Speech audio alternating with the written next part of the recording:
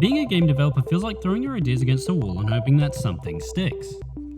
Whether it's lightning in a bottle or a needle in a haystack, sometimes you just can't predict success. The biggest of victories can come from the freakiest of flukes. But then it comes to question, what comes after the first hit? Do you stick to your guns and make a sequel, or aim to diversify your resume with a new IP? Whether they continue to attempt to reach their high or fizzle out into obscurity, some developers end up in one-hit wonderland. I'm AquaDreams, and just remember, we are sad, no diagnosis needed. And today, we're counting down the top 10 games where the developers peaked. Before we get into the list, I see this as a challenge. If developers proceed to make a new game in these franchises, I hope it makes these entries redundant. On to the list.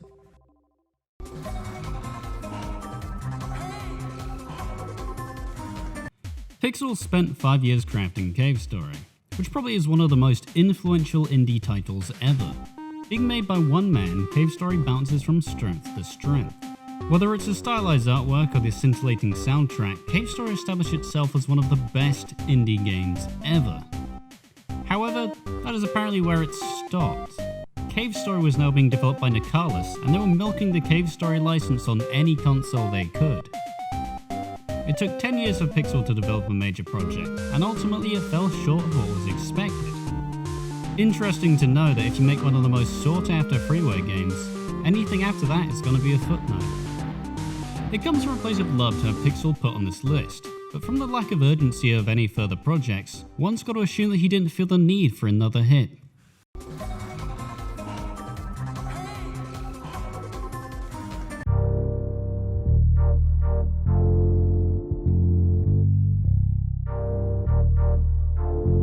Doki Literature Club was a visual novel but with a dark and gritty edge.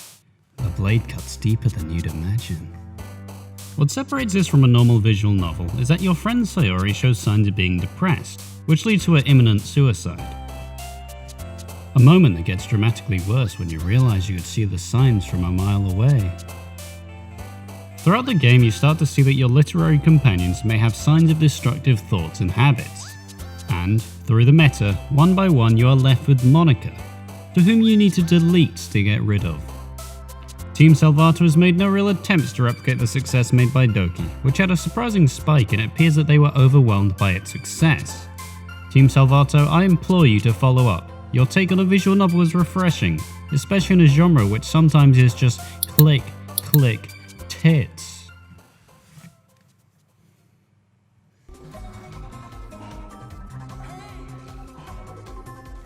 Crackdown was headed by Real-Time Worlds and released in 2007, the action-adventure game which doubled as an open-world experience.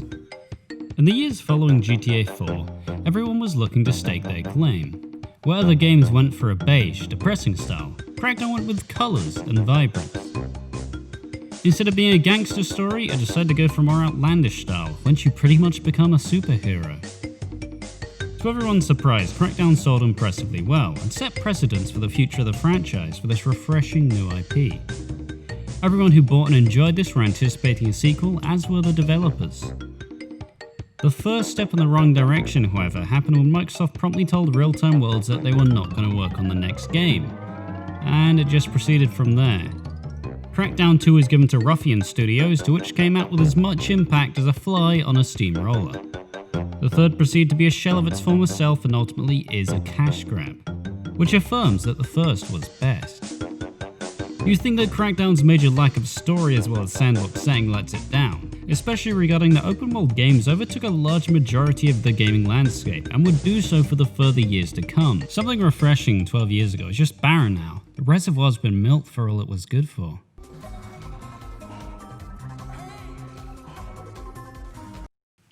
Undertale quickly gained notoriety. In Undertale, you control a child who has fallen into the underground, meeting various monsters and figuring out whether to kill everyone or to be a complete pacifist.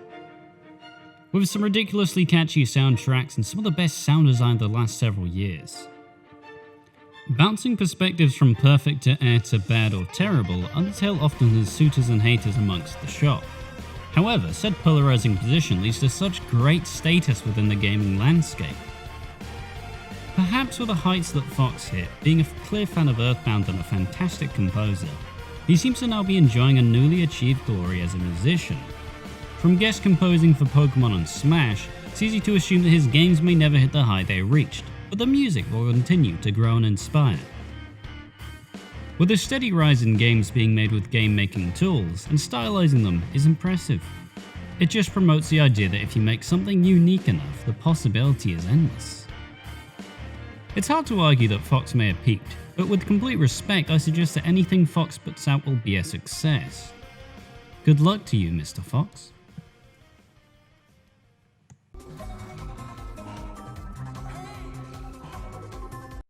Survival horror as a genre is just so twisted by this point that it's hard to judge what's good, what's jump scary, and what's just eh.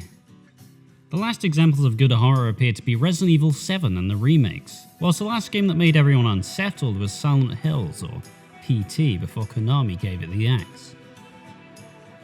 There was something so profound about PT, in fact it arguably paved the way for Resi 7. It hit out because the Silent Hill IP seemingly lost its sway, with everyone finding that it peaked in Silent Hill 2.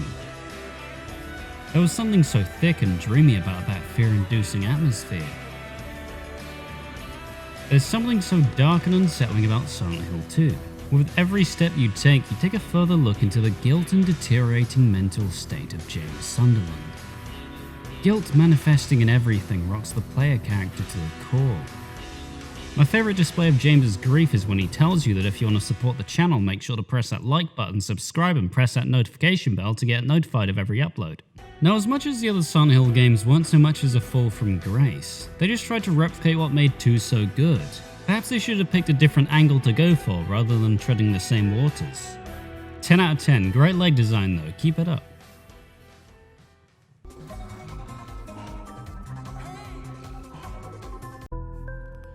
Edmund McMillen gained his highest notoriety with the release of Super Meat Boy.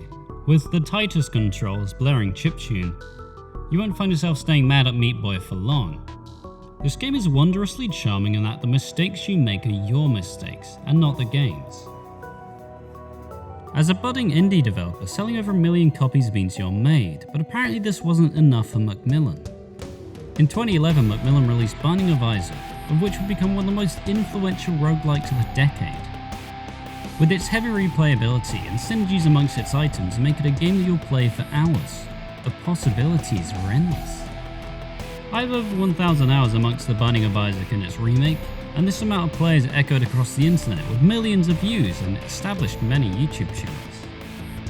Once McMillen allowed Nicholas to build a genuine game out of his Flash game, Binding of Isaac Rebirth has sold a total of 5 million copies, which poses the question of what comes next. Well, McMillen has released both The Legend of Bumbo, which ultimately fell short in comparison, and Afterbirth Plus, which completely turned off a lot of fans of Isaac. With power-ups and synergies that completely killed interesting synergies, leaving us all disappointed. It just felt like a cash grab. What didn't help is that the fan-made Anti-Birth made an Isaac expansion that was so nuanced and to the core of what made Isaac's fun, that it's being included in the next expansion. With an unrepentant fall from grace and such a huge dip in quality, it's easy to suggest that Isaac and McMillen won't ever reach the heights that this replayable roguelike had hit. It's unfortunate to see a game rise and fall, especially if it's a game that you hold near and dear. It just goes to show that success can blur your original vision. Such a shame because it's probably one of my favourite games. Hopefully repentance is a return to form. In fairness, it is very hard to stay relevant in internet culture for nearly 10 years.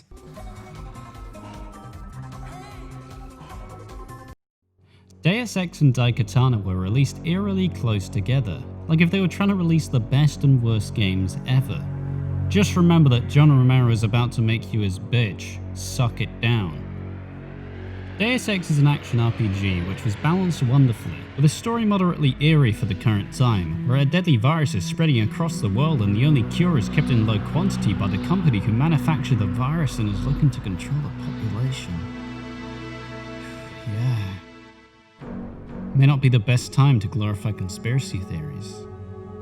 There's something so brilliant about Deus Ex, and it's a world that you can get deeply immersed in. You follow JC Denton, who is given supernatural abilities by nanotechnology. This cyberpunk and gritty aesthetic built a world still at home in the early 2000s, with Y2K and how conspiracy theories were more aliens and big computer viruses, not so much school shootings and anti-vaxxers. Yeah, it was a simpler time, eh? What sealed the deal for Ion Storm was the hype and later rage and anger for Daikatana. It came out to terrible reviews and made very little money, therefore killing Romero and Hall's interest in continuing figureheading the company. Later on they did make Deus Ex Invisible War, which did come out to great success, but it doesn't quite hit the same beats the original did.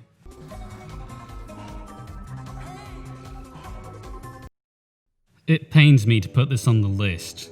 Peter Molyneux is a wacky bastard, isn't he? Overhyping every game beyond belief. Where's your growing trees now, Molyneux? He offered everybody the world with Fable. It is the best game ever, and this alignment system is revolutionary. Quotes may be fabricated. Fable came out in 2004 to a very disappointed audience due to the circumstances I mentioned before. The main story was short and it felt it was lacking something. But in 2005 we were blessed with the Lost Chapters, an expansion that made the game feel more polished and ultimately made it feel complete. This isn't the end. People adore Fable and they released Fable 2 in 2008. It was incredible and increased what people adored about the first game. With a pupper at your side, they couldn't do anything wrong. The key part is this actually felt like Fable. The goofy accents, the caricatured characters, and the charming atmosphere. There's nothing that feels like Fables 1 and 2. You already know where this is going. Fable 3 is the game that I refuse to believe exists. They took an established universe and butchered it silly. Feels like you took aspects of 1 and 2, described it to a child and they made a drawing out of it, and that was the inspiration. Magic was king and the other styles were redundant, the map didn't work, and it killed everybody's love for the franchise. Molyneux himself said he was so disappointed that he would never talk to the press again, so I guess it was good for one thing. But all is not lost. On the Xbox Series X event, they waited till the last moment to announce that Fable 4 was in the works, with no Molyneux. So Playground Games, it's your turn. Please make this entry redundant, as Fable fans have been through enough.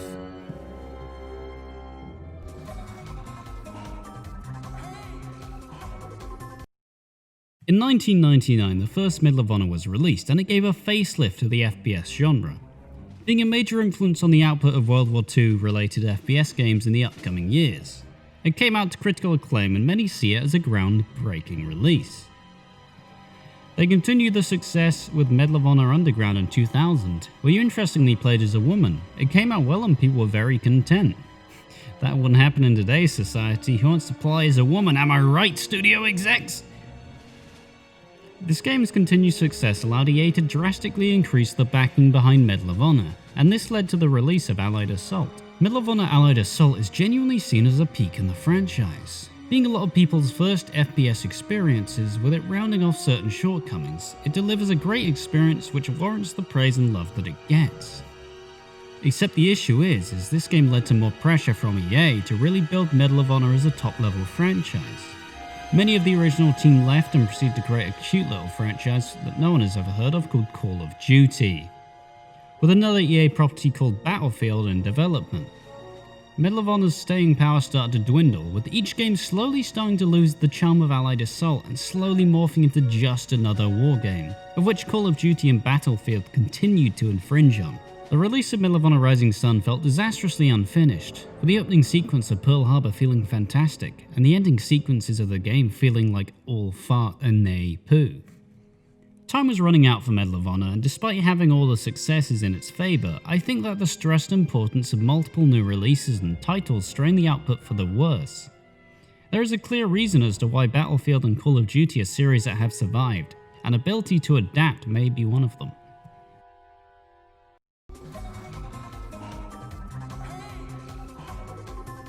There has been no game so significant in the last god knows how long as Minecraft.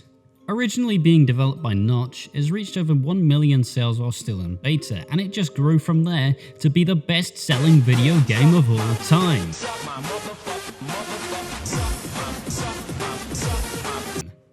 Yeah, yikes.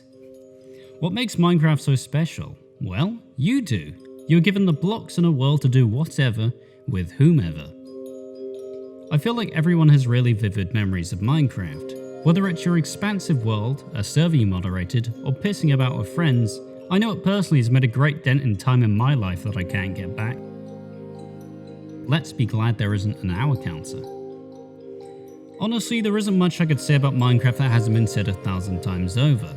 They have a movie in the works, they've been selling merch, there's a Minecraft-based convention, they've had 2 spin-off games, and it's a huge cash cow with extra huge Milkies. Minecraft means so much to so many people and defines some of their childhood or teenage years.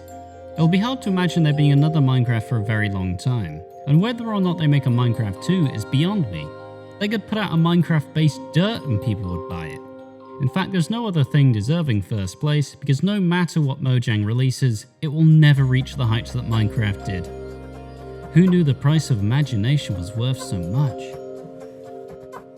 We've been sad, no diagnosis needed, and just remember, if it seems like you've peaked, you may just have.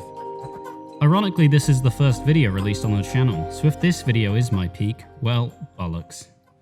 Thanks for watching. Don't forget to like the video, subscribe and press that notification bell to make sure you're the first to see new uploads. Make sure to check out our other videos whilst you wait for the next video.